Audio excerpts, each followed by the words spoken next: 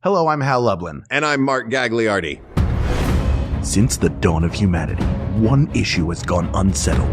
With the fate of the world in the balance, we're here to settle, once and for all. Best door opening mechanism. That's right. Don't worry, everyone. We got this. Podcasts should have a theme song. Podcasts should not have a theme song. Yes, they should. No, they shouldn't. They sound good. Yeah, but people are just going to skip past it. You know what? You're right. We got this. You're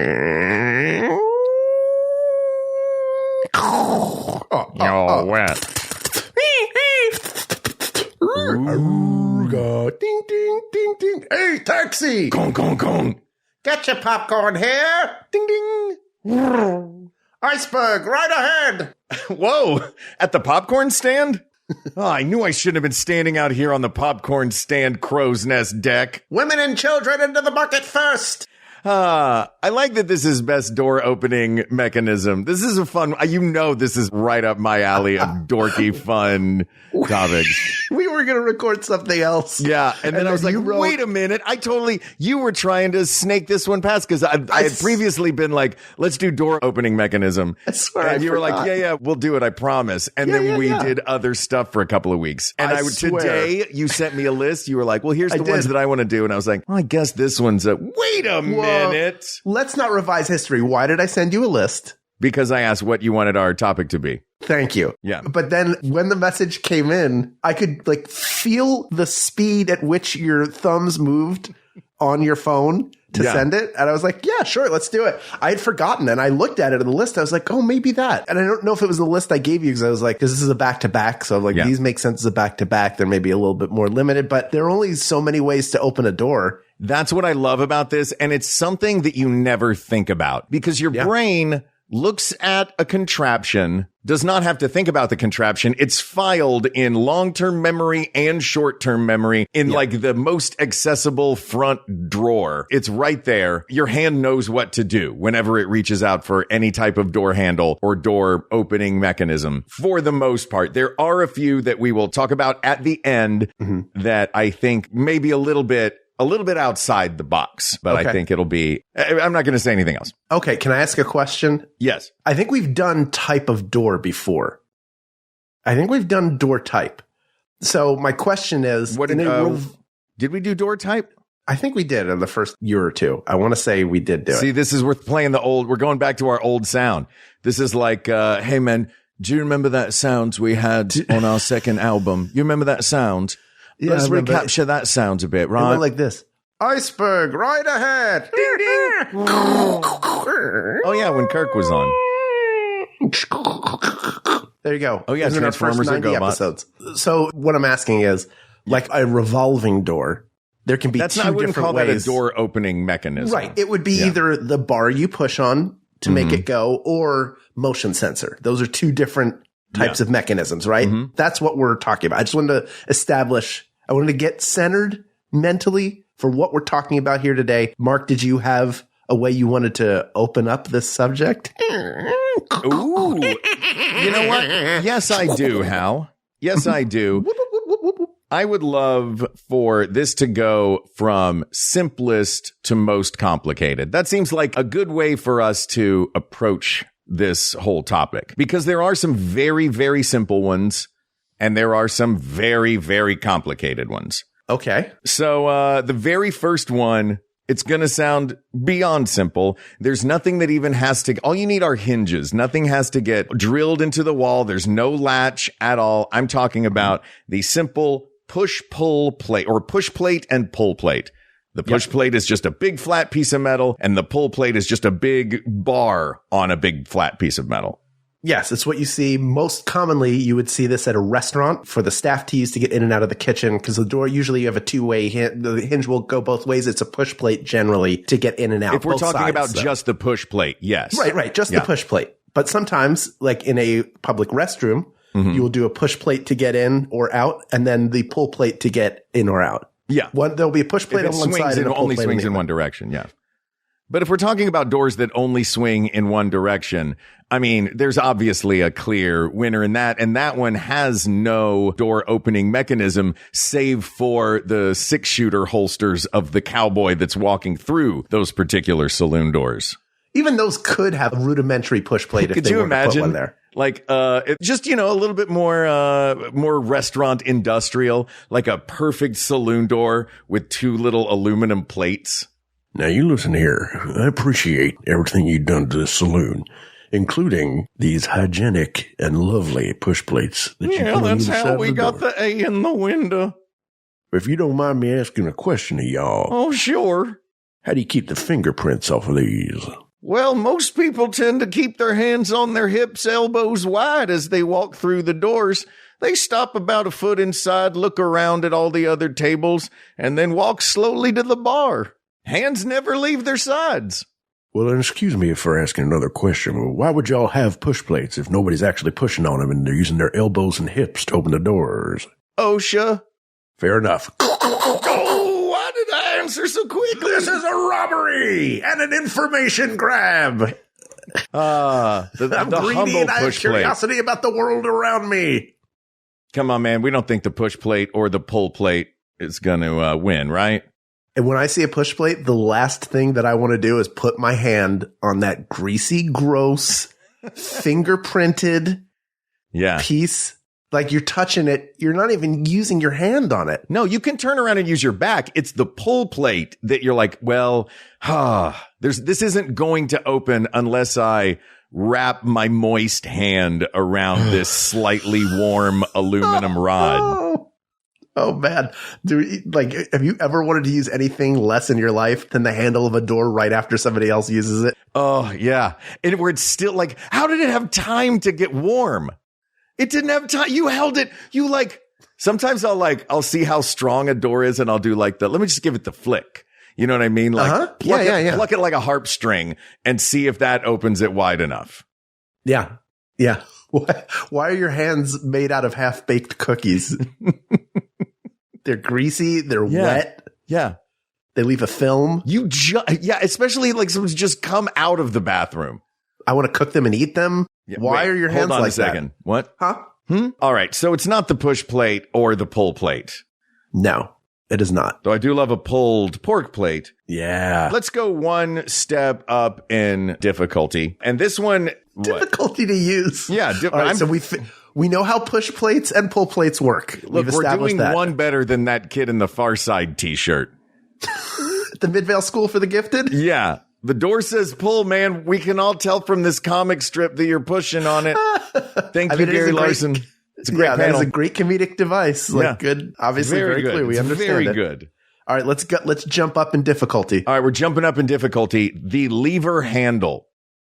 That is the turn. That is. Or could it also be the one that's wide and flat that you pull up or press down? This is kind of. I'll just have a little horizontal bar, 4 inches or so wide, that you grab or press on top of and push down to Mark work is the latch. illustrating with his hand. I am how illustrating. You hold on to it and push down. You push down. I'm going to illustrate probably all of these. Fair enough. I prefer these to a doorknob because it gives me something to hold on to. I don't have to claw and your hand doesn't, in a horror movie, think about your hands are bloody and sweaty, which means you're probably about to use the restroom before me for some reason. So I have to try to navigate that and get in the room. And you've been playing with the biscuit dough, specifically the wet canned biscuit dough. The wet canned biscuit that just popped and got all over my hands. I'm filthy. And now that blood is in there too. I mean, it's just a nightmare. It's so slippery. But if it is a handle, if it is a lever, I will be able to grab it and make it go. You can't do that with a greasy hand on a doorknob. Forget about it. You ain't getting in. You ain't getting out. No. Yeah. No, with the greasy hand on the doorknob with that, which is why it's funny you mentioned that. That is why this particular handle, I think, is a contender. This handle is the one handle that is ADA compliant. There you go. Because anyone can use this handle for the most part. A large number more people can use this handle than any other. So all for that. big bonus points in favor of the single lever handle for its ADA compliance. Fantastic. I want to talk now about, this feels more complicated. So I'm going to use, I didn't know where I was going to put these two. You can tell me. Okay. The bar that you push, frequently says emergency exit alarm will sound. Okay, the hinged bar. The flat bar across the middle that you just like, ka-kunk. You know what I mean? Like, think about the gymnasium at a school. Yeah. And when you lock it, you use an Allen wrench. If you've ever worked at a theater or a space where you have to lock those doors, that's how you do it. Those kind of big, wide push bar, you're using a lot of real estate on one of these. I realize there's I think of the elegant old like brass versions you would see in a theater. Or I think of the ones that are thicker, wider, and sometimes painted bright red that say emergency exit alarm will sound. Bonus to these for not only the door opening mechanism being cool, but also the door has a let's quiet it down as we close it ourselves mechanism. I do like that little hydraulic arm up at the top, which you can find on a lot of doors. Yes. So, it's a soft close door. Yeah. I do like that soft close. Okay. But we're talking about the heavy mechanism one where you push it in, not the hinged one. The bar, that you press down on the bar, and it's like it's like a thick bar. It looks like a balance beam on its side. Yes, exactly. You push it in, and generally those are something that opens the door.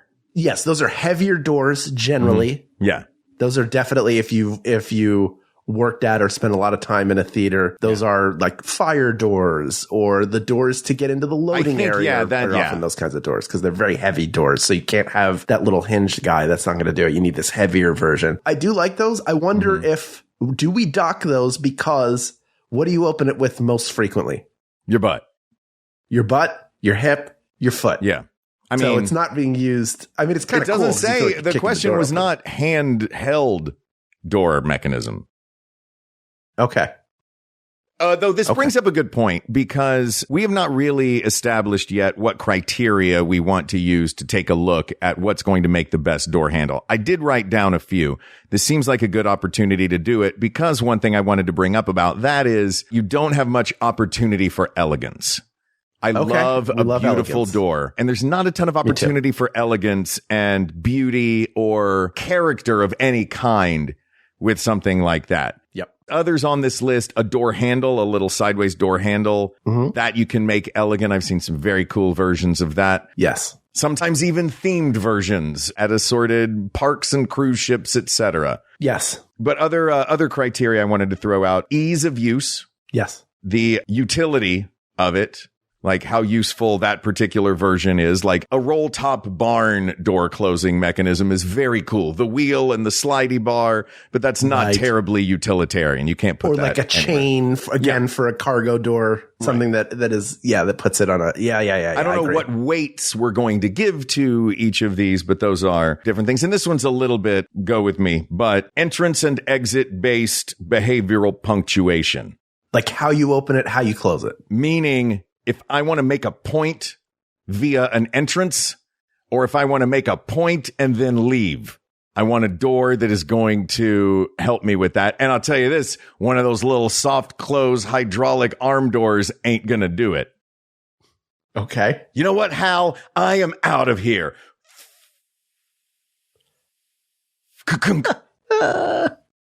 One time, my friend David and he lived near our school. We were walking to his place to hang out after school. And I know I was antagonizing him. I said something to him that set him off. So he punched me in the arm and then tried to run away. But then he arrived at a red light at a major intersection. I had to watch him stand there as I got closer to him.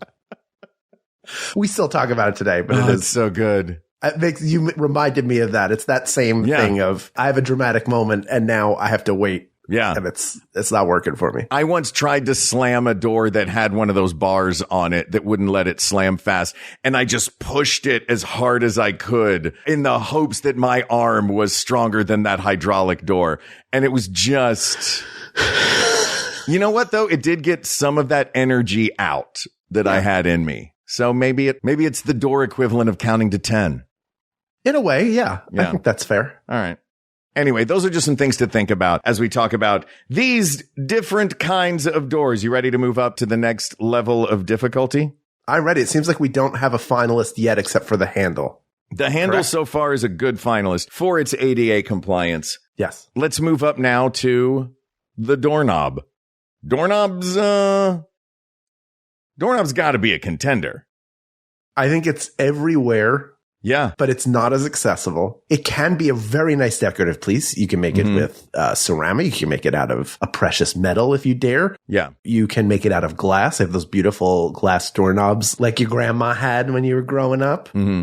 There's a simplicity and an elegance to the mechanism as well. Just a little curved piece of metal on a spring that protects you and keeps you safe. Yes. We're not even talking about locks on these things yet, by the way. Right. We Just haven't the gotten opening into, this is just the opening and closing mechanism, but these can have the locks built into them, which is nice.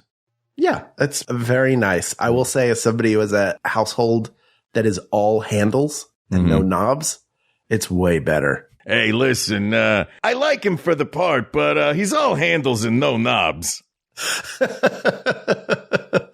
So dumb.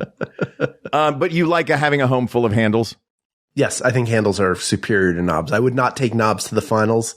I would that because they're fine and they're good, but they're not the best. Yeah. I don't think they're the best. I think we've already named one that's better. Yeah, that's true. We have eliminating right out the gate, eliminating the doorknob. Off the jump. Yeah, wow. All right. Well, there's that. Let me ask you this, just a little sidebar mini version. Do you have a favorite version of a mid doorknob or a center of the doorknob lock style? Do you like the little pinch it in and twist it to the side? Do you like the little gugunk pinch it in, gugunk punch it out? Punch. Give me the punch button. I want the push button. Yeah. Then I know when the door is locked and unlocked. I don't have to remember, it's the horizontal versus vertical, which is which. Because sometimes it's different. I think generally across is locked. Generally, up is unlocked. In is locked and out is not. Exactly. Yeah. All right. Anyway, well, since we're eliminating the doorknob, I thought we'd at least have a doorknob adjacent moment. Here's one that I like. Okay. This is the thumb latch. Now, there are multiple versions of the thumb latch, but to get the visual of it in your head, I want you to think about a door where you reach out, giving a thumbs up sign, grab a handle with 4 fingers, and then press a latch with your thumb and pull the door open. That's what my front door has. That's what your front door has. A lot of front doors have this. A lot of industrial doors have this.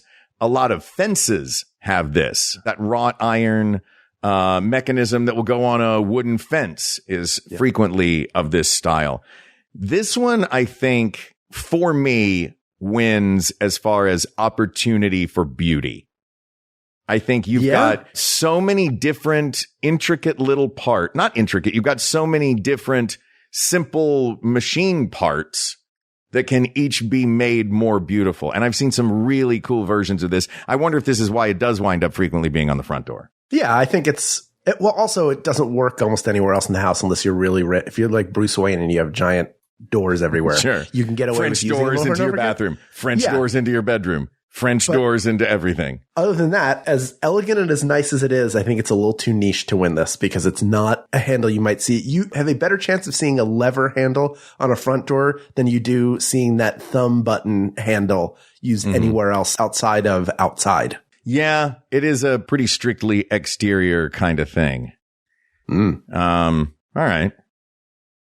It's a real King of the Hill situation with the handle. The simple handle so far is taking all comers. It really is. What about, let me ask you about this. Now we're getting slightly more complicated because we are adding the element of a deadbolt to it. And I got 2 different versions of the deadbolt to come at you with.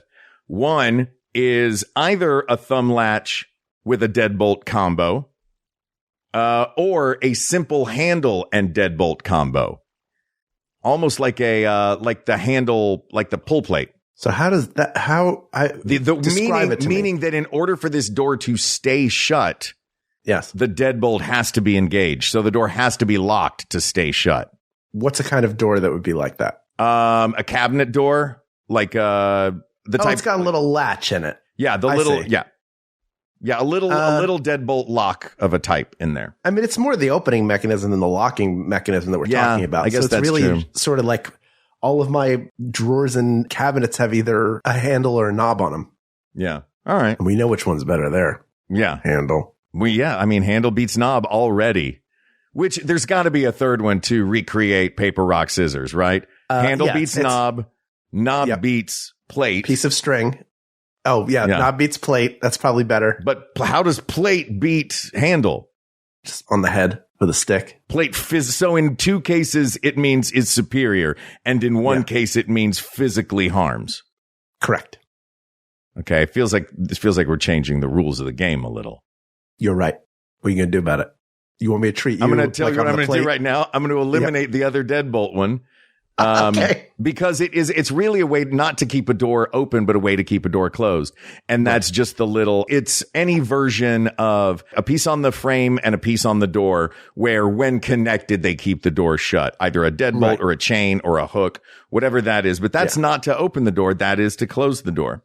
That's right. All right. I got a couple more for you as we get more and more complicated. Okay. The flush pull. That's when you got the little thing. It lays flat. It's for like when a door slides into the other doors. Oh, like a pocket door. Pocket door. You pull the little tab. You pull the ring out and then you do it. That is probably the least accessible because even if you are fully able to use it functionally, you aren't always successful at getting it. And sometimes it's like, it looks like just like a straight up piece of metal and you have to push on one side to get it to pop out. Yeah. But you have to use it becomes a 2-hand job. Yeah. And it's no good. Yeah. It's fine if you are someone for whom every door is a 2-hand job. That is one thing. But if doors are generally 1-hand jobs for you, that turns it into a 2-hand job. And that is inefficient. Yeah. So that one's eliminated. Here's a simple in its execution, complicated in the idea that came up with it, which I think is pretty good. That is frequently you will find on cabinets, the magnetic little push and it opens, push it again and it closes. Pressure plus magnet releases. I've got one here on my desk. For a cabinet. Yeah. For a cabinet. Great way to open a door. Love that way. It's fine until the metal plates start to come off. Yeah. And all of a sudden it's swinging open all the time. So it's good point. A cool idea, fun to use. Sure, super fun. And sometimes the magnet gets out at for some reason it clicks out, but then it stays in for some reason. So when you close it, you don't get the satisfying click. You get in a weird sort of tango with it. Yeah, I want that satisfying click. If it's come off just a little bit, Right. Like Brick in Cat on a Hot Tin Roof. I want to feel the click. Oh, Lord. Let's take a break. What? Come on. All right. So we've got out of all of these that we've talked about so far. Yes. Yes, we have to take a break, but I'm just giving the teaser for when we come back. Okay. All right. Great. Okay. So when we come back, I've got one palate cleanser and then one final question for you, Hal. Ooh. Yeah. I can't wait to have my palate cleansed and my question posed. Well, you're going to have to wait at least until the end of this break. Hello, I'm John Luke Roberts, and I would love for you to give my podcast, Soundteam with John Luke Roberts, a try. It's basically a parody of every type of podcast imaginable, made up with loads of brilliant comedians. It was named the Best Scripted Sketch Show by the BBC Audio Drama Awards, was a finalist for Best Comedy Podcast at the New York Radio Festival, and it has just been nominated for Best Comedy at the British Podcast Awards. Surely, if there are 3 things you can trust, they're the BBC, New York, and Britain. So give Soundteam with John Luke Roberts a go today. Available from Maximum Fun in all the best podcast apps. Hi, I'm Alexis. And I'm Ella. And we're the hosts of Comfort Creatures. We could spend the next 28 seconds telling you why you should listen, but instead, here's what our listeners have said about our show, because really, they do know best. The show is filled with stories and poems and science and friendship and laughter and tears sometimes, but tears that are from your heart being so filled up with love. A cozy show about enthusiasm for animals of all kinds, real and unreal. If you greet the dog before the person walking them, or wander around the party looking for the host's cat, this podcast is for you. So come for the comfort and stay for Alexis's wild story about waking up to her cat giving birth on top of her. So if that sounds like your cup of tea or coffee, Ella, we're not all Brits, then join us every Thursday at MaximumFun.org. Okay, I've been waiting all year. Okay. I assume that was a very long break we just had. Holy moly, we're going to make so much ad money. I don't listen to podcasts. Anyway. Oh, why are all these boxes at my door full of ingredients? Is that why I keep getting underwear sent to me? One time this actually worked, and I'll say the name because if somebody who works there hears it, they should sponsor us. I did an ad for Mack Weldon, and I don't think it was for that. I think it was for another show. It might have been for Thrilly or something, but because I did the ad read, I got product. Yeah. And I love it so much that I bought more Mack Weldon underwear. It is the best underwear in the world. Mack Weldon, if you're listening to us, we are small but mighty and ever growing. You should throw some underwear and some sponsorship our way because I truly believe in your product. Go ahead, Mark. Pretend we are Tom Jones in the 70s on stage and throw underwear at us. Please. All right. So here's your palate cleanser. And I think this also, oh man, this one also is a contender. I think this is our contender number 2. Okay. Automatic sensor. Yeah. Because automatic sensor, it's no hands. It's fully ADA compliant in that any motion going through it, it's a motion sensor. It opens the doors. That's right. I'm not going to lie. Frequently when I walk through, like say a department store or not a department store, like any big box store, when the doors open up, if they have those automatic doors, the grocery store has it where I am. I always pretend I'm either a Jedi or a wizard. And give it a little wave to open the door every time. I don't care how old I get. Yeah. That is, not with anybody. It's not for show. He can't even talk. I can't. I'm so excited. It's for nobody but me, man. It's for nobody but me. Yeah, exactly. I do a little wave. I still do the hands. Or if I'm not doing it, I'm thinking about it. Yeah. Sometimes just the nod. Yeah.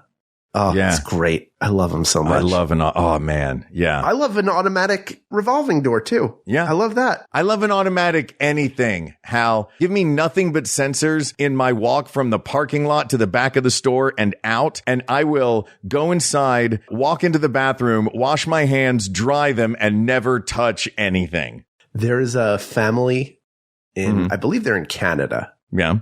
And the wife does a lot of posting. She is his second wife. So the kids are her stepchildren, but they all seem to get along very well. Mm-hmm. And the husband is an inventor and they all have chips in their hands that operate everything in their house. So when they want to open a door, they go like, and then the door opens. Their dogs are chipped so they can go into their dog house.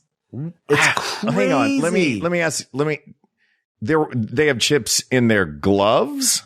They subcutaneous in their skin. Subcutaneous. They put chips in their hands. They did it. They put chips in their hands. I assume they had a doctor put it in. I don't know. Look, anytime I put chips in my hand, they get immediately dunked in guacamole. They also get put in your mouth. Yeah.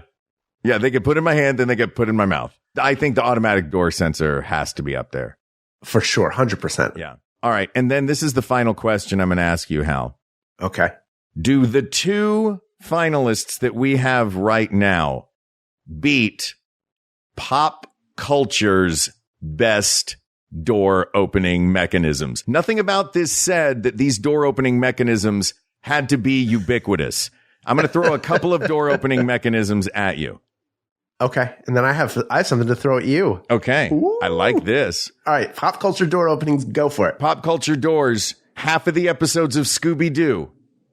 Pull on a candelabra and a bookcase spins around. Love that. Love that.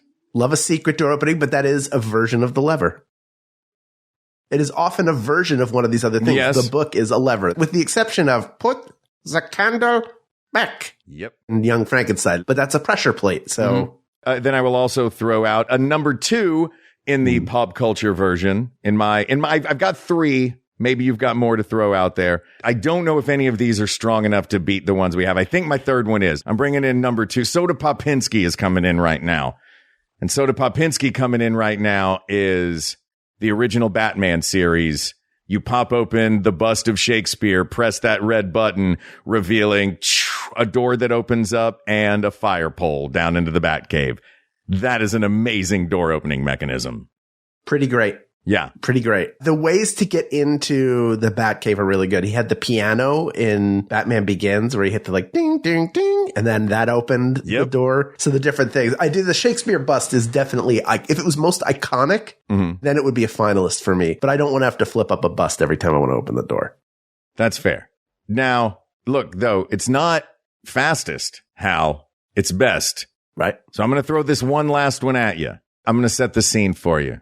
Okay, I'm closing my eyes. Okay, close your eyes. Closing my eyes. You're in coastal Oregon. Oh, I was going to throw this out if you didn't. Astoria. Uh-huh.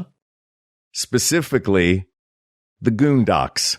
Sure. You're coming to visit your friends, Mouth and Mikey and Data, But to get in, after you do your truffle shuffle, Mikey pulls on a string, which I don't know the whole order of operations of this particular Rube Goldberg door. At one point, I know you have to pop a balloon to startle a chicken to get it to lay an egg for a little seesaw mechanism. It's the greatest door opening mechanism of all time. I mean, it's good. Rube Goldberg machine is good, but that was not the door opening from Goonies that I thought. There were a lot of great door openings in Goonies. What was the one you were going to say? Bone organ.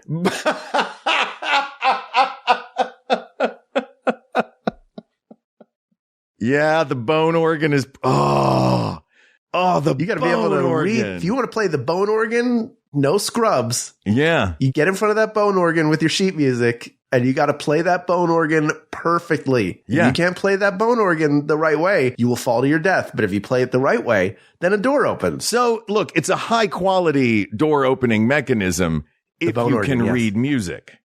The bone organ. Yeah. Yeah. Or maybe if you play if you've heard the tune. So do you think, hey, play Hot Cross Buns on here. Yeah. Like if you could figure out where everything is. They were like diminished ninth chords that they made her play in that, though. Yeah, that was a very, very like jazz. Yeah. It wasn't the tune on the back wasn't dun dun dun dun dun dun dun dun dun dun dun. Yeah. It was play Thelonious Monk's version of Straight No Chaser. And then you can go into the other room and then not fall. So, yeah, I think I think we need to pick one of these two to go in, obviously. Which do you like more? I know you like a contraption. I like a contraption. I like the Rube Goldberg. I like that if you get it wrong, you can just try again, pop another balloon to scare the chicken, or just, put a rock on that particular part of it if you really need to get inside. At the end of the day, it's a pulley rope because it's doesn't a bowling ball fall into a bucket and then it's a pulley, and it's using the doorknob, the existing doorknob. So it's just a fancy way to open the way there's access to the mechanism that exists there. So bone organ door. Yeah, there's no handle on that door. You don't know how to get out until you correctly play the bone organ. And when you correctly play the bone organ, it's just a pile of rocks that falls. That's right. Yeah. So it's not, does it count as a door opening mechanism when you don't really have a physical door? It's not a door. It's just a pile of rocks that were there. Yeah. It's not that a door opens. It's that detritus gets moved out of the way. Every time God doesn't open a door, he puts a pile of detritus in the way and then moves it when you play the bone organ. So it can't be the bone organ then either. Yeah. So are we eliminating the pop culture references? I think so. Oh, man. We had anything. What about the hook thing that Lando has to use to open all the different hatches of the Lando hook of the Millennium Falcon when he's going to get Luke in Empire? It's pretty good. Great for pirates. Yeah. Look. Is that why he calls pirates? You old pirate? Because he's like, the guy before me had an actual hook for a hand. Yeah. And that was how he opened everything. We don't know. But look, if we're talking about doors that open on spaceships, the best version of that is when they open by themselves because of a sensor. And then it's also good in Airplane 2 where they have to do the noise of the door to make, they go shh, and then the door goes shh. So that's how they do it. They make the noise with their mouth. It's pretty great. I do have a curveball to throw at you. Okay. I don't think this is the winner. Okay. But some genius has figured out a way around the push plate and pull plate of the bathroom door. And that is the small little platform. Yeah, use your foot. The bottom of your foot's already filthy from being on the floor of the bathroom. It's funny. I didn't mention that before. It was on the master list that I came up with. I didn't mention it before, not for any nefarious reason. I just had my phone died and the list was on my phone and I was trying to remember them. And that was the one that I didn't remember. And I remember thinking when it first appeared on that list going, Hal's going to like this one. This is the germless one.